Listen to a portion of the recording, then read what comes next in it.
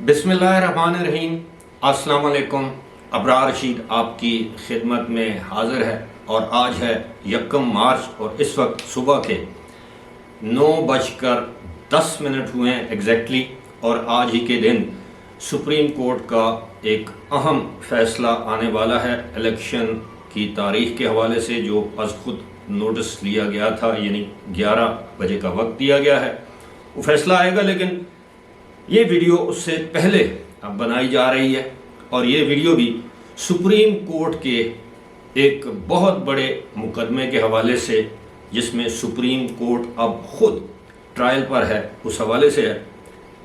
मुकदमा है जुल्फ़िकार अली भुट्टो के अदालती कत्ल का, जिसको अब पाकिस्तान में ही नहीं दुनिया भर में जुडिशल मर्डर करार दिया जा रहा है। अदालती कत्ल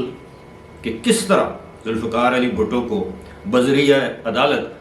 कत्ल किया गया और इस मामले पर क्या पेश रफ्त हुई, इस हवाले से आपको आगाह करेंगे। मुझे भी चश्मे का इस्तेमाल करना पड़ेगा। कुछ तारीख़ें हैं, मैं आपसे गुजारिश करूंगा कि आप उनको अपने जहन में रखिएगा। सबसे पहली तारीख़ जो आपको बताऊंगा वो है 6 फरवरी 1979, 24 फरवरी 1979, उससे पहले 18 दिसंबर 1979,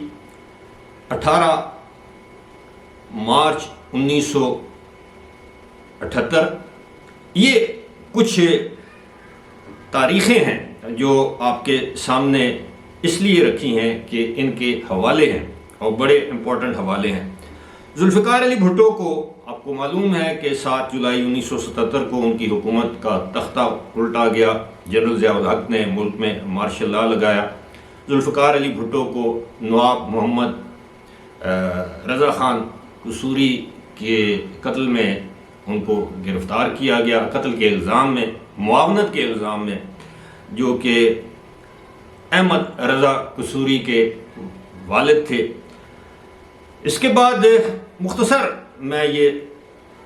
किसे को मुख्तसर करूँगा कि वैसे तो बड़ी लंबी तारीख़ है, इसकी एक एक पेशी के ऊपर 2-2 घंटे की वीडियोस की जा सकती हैं।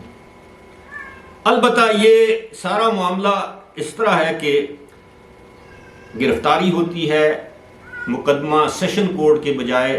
हाई कोर्ट में चलाया जाता है। सेशन कोर्ट में इसलिए नहीं चलाया जाता कि जुल्फ़िकार अली भुट्टो को एक राइट ऑफ अपील ना मिल सके और केस को जल्दी जल्दी निपटाया जाए, क्योंकि जुल्फ़िकार अली भुट्टो को फांसी देना मकसूद था। जुल्फ़िकार अली भुट्टो के कारनामे जो हैं वो उनका कसूर बन गए, उनके जुर्म या जुराइम बन गए। अब मामला ये है कि जुल्फ़िकार अली भुट्टो का सबसे बड़ा कसूर ये था कि जुर्म ये था कि उन्होंने पाकिस्तान को, टूटे हुए पाकिस्तान को 1973 का मुत्तफ़िका आइन दिया। जुल्फ़िकार अली भुट्टो का दूसरा बड़ा कसूर था कि उन्होंने पाकिस्तान को एटमी प्रोग्राम दिया। वो पाकिस्तान में एटमी प्रोग्राम के बानी और खालिक थे। जुल्फ़िकार अली भुट्टो का तीसरा कसूर ये था कि उन्होंने मुल्क में मज़दूरों और निचले तबके को ज़बान दी, तालिबे इल्मों को ज़बान दी, गरीबों को, किसानों को ज़बान दी, हुकूक दिए। जुल्फ़िकार अली भुट्टो का ये कसूर भी था कि उन्होंने मुल्क में नामवर तालीमी इदारे कायम किए, जिनमें इस्लामाबाद की कायद-ए-आज़म यूनिवर्सिटी, अल्लामा इकबाल ओपन यूनिवर्सिटी, खैबर पख्तूनख्वा की जो उस वक्त सूबा सरहद था, गोमल यूनिवर्सिटी, हमारा जो एबटाबाद में अयूब मेडिकल कॉलेज है, वो भी जुल्फ़िकार अली भुट्टो के दौर का मंसूबा था, जिसे बाद अज़ां उसका नाम तब्दील कर दिया गया। सिर्फ यही नहीं, अल्लामा इकबाल मेडिकल कॉलेज उन्होंने कायम किया। बेशुमार उनकी खिदमात थी जो उनका कसूर बन गए। बिलाखिर मौलवी मुश्ताक हुसैन, जो कि लाहौर हाई कोर्ट के चीफ जस्टिस थे, उनकी सरबराही में लाहौर अदालत ने, ये हाई कोर्ट ने उनको सजाए मौत दे दी। और मौलवी मुश्ताक, ये 18 मार्च 1978 की बात है। मौलवी मुश्ताक हुसैन वो चीफ जस्टिस थे कि जब उनकी वफ़ात हुई, मौत वाक़या हुई, तो उनकी नमाज जनाजा के मौके पर कब्रिस्तान से मुल्हिका, जो लाहौर का जो मियाँ मीर कब्रिस्तान है, وہاں پر شہد کی مکھیوں نے حملہ کر دیا۔ اس حملے کے نتیجے میں بہت سے، میرا خیال ہے 4 یا 5 افراد دنیا سے بھی رخصت ہو گئے، لقمہ اجل بن گئے، اور بالآخر وہاں سے وہ جو سینکڑوں کے تعداد میں جو لوگ تھے جو جنازے اور تدفین کے لیے گئے تھے، وہ وہاں سے بھاگ گئے، اور مولوی مشتاق کا جسد خاکی، لاش یا جو بھی آپ کہہ لیں، وہ تقریباً 1 گھنٹے تک ان اٹینڈڈ، یعنی ویسے لاش پڑی رہی، اور کوئی اس کے قریب شہد کی مکھیوں کے حملے کی وجہ سے قریب آنے کو تیار نہیں تھا۔ یہ ایک تاریخی واقعہ ہے، اور ظاہر ہے جب آپ کسی بے گناہ کو سزائے موت کی دیتے ہیں تو پھر ایسا اللہ کی جانب سے اس طرح کا جو ہے وہ لاٹھی اس طرح کی چلتی ہے۔ ذوالفقار علی بھٹو کو 6 فروری کو 1979 کو ذوالفقار علی بھٹو کو سپریم کورٹ آف پاکستان جو ہے وہ سزائے موت سناتی ہے، یعنی ان کی اپیل کرتے ہیں ہائی کورٹ کے فیصلے کے خلاف، لیکن سپریم کورٹ اس کی توثیق کر دیتی ہے، یعنی ہائی کورٹ کا فیصلہ بحال کر دیتی ہے۔ اب اس دوران کیا ہوتا ہے کہ جب یہ اپیل پینڈنگ ہوتی ہے تو جولائی کے مہینے میں اس وقت کے جسٹس شیخ انوار الحق، جو کہ جہاں کے ضیاء الحق تھے، یعنی جلندر کے شیخ انوار الحق کا تعلق بھی جلندر کے ساتھ تھا، اور ان کے تعلقات بھی تھے آپس میں، یعنی کمپرومائز جج تھے، جس طرح کہ آج کل بھی ہیں کچھ جج صاحبان۔ تو انہوں نے یہ جو شیخ انوار الحق ہیں، انہوں نے جولائی کے مہینے میں یہ جو کیس تھا جو اپیل کا، اس کو مؤخر کر دیا۔ مؤخر کیوں کیا؟ کہ اس وقت سپریم کورٹ کے ججز کی تعداد 9 تھی، اور انہیں یہ اطلاعات ملی کہ 5 جج صاحبان ان کی اپیل کو منظور کر لیں گے اور 4 جج صاحبان ان کی اپیل کو مسترد کریں گے، لہٰذا انہوں نے انتظار کیا۔ 2 جج صاحبان ریٹائر ہو گئے، اس کے بعد جو ہے وہ جو سپریم کورٹ کی جو اسٹرینتھ تھی، جو تعداد تھی، وہ 7 ہو گئی، اور بالآخر جو ہے وہ 3-4 یا 4-3 سے یہ فیصلہ سنایا گیا، یعنی 3 ججوں نے بھٹو کی سزائے موت کی مخالفت کی، 4 ججوں نے حمایت کی، اور یوں سپریم کورٹ نے بھی اس فیصلے کی، یعنی سزائے موت کے فیصلے کی توثیق کر دی۔ اس دوران ایک موقع ایسا بھی آتا ہے کہ جب دسمبر میں ذوالفقار علی بھٹو خود سپریم کورٹ میں جاتے ہیں، اور یہ میرا خیال ہے کہ یہ 18 دسمبر 1978 کو ذوالفقار علی بھٹو خود سپریم کورٹ میں جا کر اپنے جو دلائل ہیں وہ پیش کرتے ہیں، اور بغیر نوٹس کے، ہاتھ میں کچھ بھی نہیں لکھا ہوا، اور کمرہ عدالت بھرا ہوا ہے، کھچا کھچ بھرا ہوا ہے، اور 4 دن تک، پورے 4 دن تک، صبح سے شام تک ذوالفقار علی بھٹو بغیر پانی پیے، بغیر چائے پیے، بغیر وقفے کے، کوئی ایک وقفہ ہوتا ہوگا، وہ اپنے حق میں تاریخ کے حوالے دے کر دلائل دیتے ہیں، کیونکہ پیشے کے لحاظ سے وہ بھی وکیل بھی تھے۔ ذوالفقار علی بھٹو کی یہ جو ذہانت ہے، یہ بھی ان کا ایک جرم تھی۔ خیر، اس کے بعد جب ان کو سزائے موت سپریم کورٹ نے دی، انہوں نے خود اپیل نہیں کی، ان کے اہل خانہ نے اپیل کی، بالآخر جنرل ضیاء الحق نے وہ اپیل بھی مسترد کر دی، اور یہ پھر متعدد عالمی رہنماؤں نے، سربراہان حکومت، سربراہان مملکت، انہوں نے اپیل کی ذوالفقار علی بھٹو کے لیے۔ اس میں سب سے زیادہ جو امپورٹنٹ بات ہے، لیبیا کے اس وقت کے جو رہنما تھے، جو سربراہ تھے، کرنل قذافی، معمر قذافی، انہوں نے اپنے ایک وزیر اعظم عبدالسلام جلود کو پاکستان بھیجا، اور انہوں نے آ کے جنرل ضیاء الحق سے مذاکرات کیے، اور ان سے کہا کہ لیبیا کے صدر اور عوام کی یہ خواہش ہے کہ آپ ذوالفقار علی بھٹو کو لیبیا بھجوا دیں، ایگزائل پر، یعنی جلاوطنی پر۔ وہ ایک جہاز لے کر آئے پاکستان، 7 دن تک وہ جہاز اسلام آباد ایئرپورٹ پر کھڑا رہا، اور 7 دن تک لیبیا کے وزیر اعظم عبدالسلام جلود اسلام آباد ایئرپورٹ پر قیام پذیر رہے، ایئرپورٹ پر قیام پذیر رہے۔ 7 دن کے بعد جنرل ضیاء الحق نے ان کی اپیل مسترد کر دی، اور اس طرح 4 اپریل 1979 کو،